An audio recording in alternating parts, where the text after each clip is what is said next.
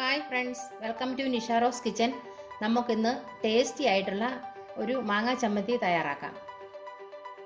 നമുക്കിപ്പോൾ ഇഷ്ടം പോലെ മാങ്ങ കിട്ടുന്ന സമയമാണ്. അപ്പം ഞാൻ അതിനായിട്ട് ഒരു മാങ്ങ എടുത്തിട്ടുണ്ട്. ഇതുപോലെ ഒരു മാങ്ങ. ഇതാണ് ചമ്മന്തി അരയ്ക്കാൻ നല്ല മാങ്ങ. ഇതധികം പഴുത്തു പോകരുത്. അങ്ങനെയുള്ള മാങ്ങ വേണം നമ്മൾ ചമ്മന്തിക്ക് തിരഞ്ഞെടുക്കാനായിട്ട്. അപ്പം ഞാൻ അതിനായിട്ടൊരു മാങ്ങ എടുത്തിട്ടുണ്ട്.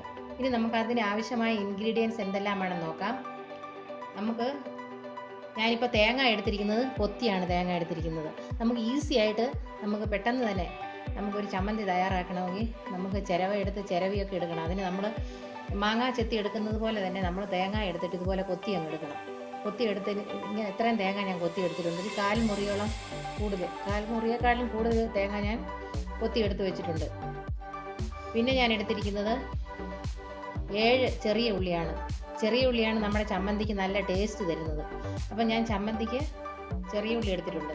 അപ്പം നമ്മൾ ചെറിയ ഉള്ളി എടുക്കുമ്പോൾ നമ്മൾ ഈ ഉള്ളിയുടെ ഈ ഭാഗം, മേൽഭാഗം കട്ടിയുള്ള എടുത്ത് മാറ്റണം.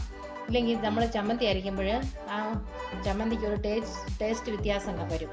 അതുകൊണ്ട് നമ്മളെപ്പോഴും ആ ഉള്ളിയുടെ ഈ മേൽഭാഗം കട്ട് ചെയ്ത് കളയണം.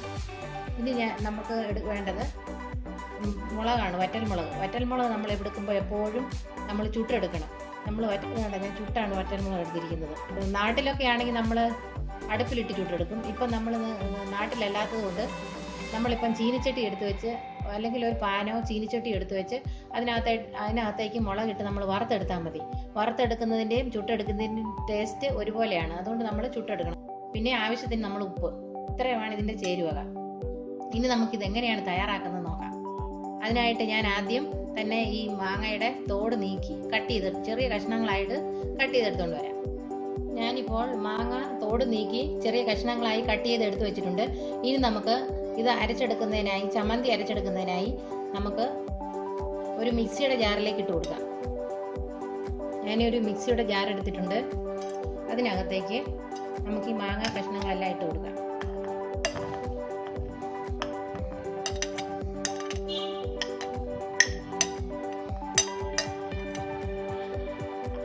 അതിനുശേഷം ഞാൻ വറ്റൽമുളക് ചുട്ടത്, നമുക്ക് ഈ വറ്റൽമുളക് എപ്പോഴും ചുട്ടെടുക്കുന്നതാണ് ചമ്മന്തിക്ക് ടേസ്റ്റ് കൂടുതൽ.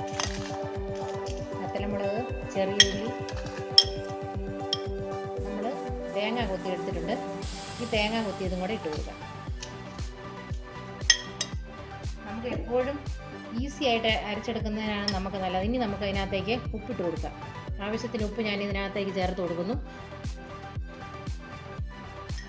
ഇനി നമുക്കിത് നന്നായിട്ട് നമുക്ക് അരച്ചെടുത്തിട്ട് വരാം.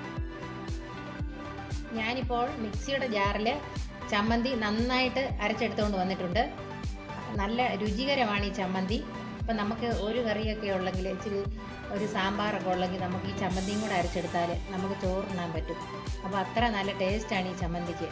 അപ്പോൾ നമ്മുടെ ടേസ്റ്റി ആയിട്ടുള്ള നമ്മുടെ മാങ്ങാ ചമ്മന്തി ഇവിടെ റെഡിയായി കഴിഞ്ഞിട്ടുണ്ട്. നിങ്ങളെല്ലാവരും ഇതൊന്ന് ട്രൈ ചെയ്ത് നോക്കണം.